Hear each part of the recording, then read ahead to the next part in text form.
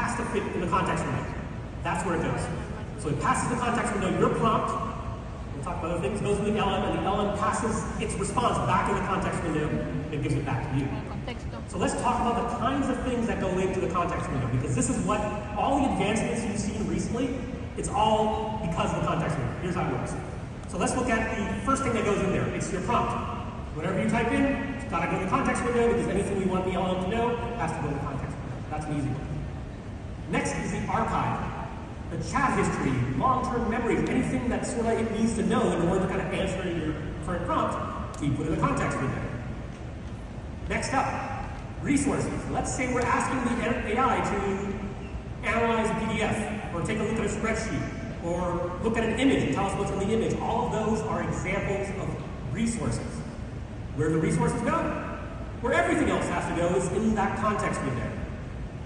And finally, the most powerful thing is tools.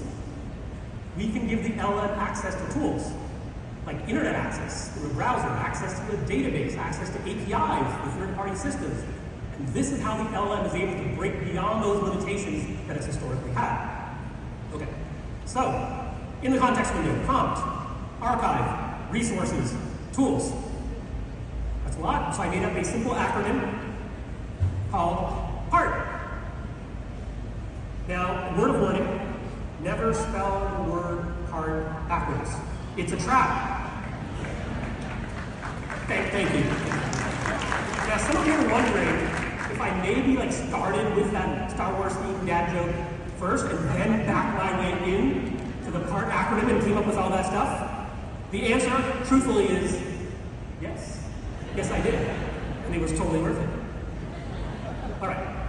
So everything we want the LM to know has to go in the context window, and there's a lot of stuff that we might want to put in there, so it has to be pretty big, right? And it is. So modern large language models support context windows of up to 1 million tokens. And as we knew from earlier, a token is about 3/4 of words, so that's 750,000 words. That's enough to fit the entire unabridged version of my favorite book of all time, Les Miserables. It's also almost, thank you for the one Les Mis fan also. It's also almost big enough, as we're getting there, technology's almost big enough to fit the entire menu of the Cheesecake Factory. All right. Now this looks like a circle. I get it. It's actually a Venn diagram. What's inside the circle is people that know stuff about AI, and the people outside the circle are the ones that don't. This is a circle of people that know about a large language model, what's inside, how it works, and what it does. This is a circle of people that know everything they need to know about tokens, which is a token is part of a piece of text that's about 3/4 of a word. And these are the people that know all the parts of a context window, the prompt, the archive, the resources, the tools. And this is you, right in the middle of that Venn diagram. Congratulations, it's good to be you. Feel free to update your LinkedIn profile tonight that you went through a micro master class in fundamentals of AI. All right. That was the hardest part of the presentation, by the way. It's easier from here. So remember my keyboard story, right? It's like, okay, well, yeah, you learn some music theory, whatever, but we're not here to learn music theory, we're here to make music. So let's take what we've learned now and figure out how we can better use AI in our daily lives. That's why we're here.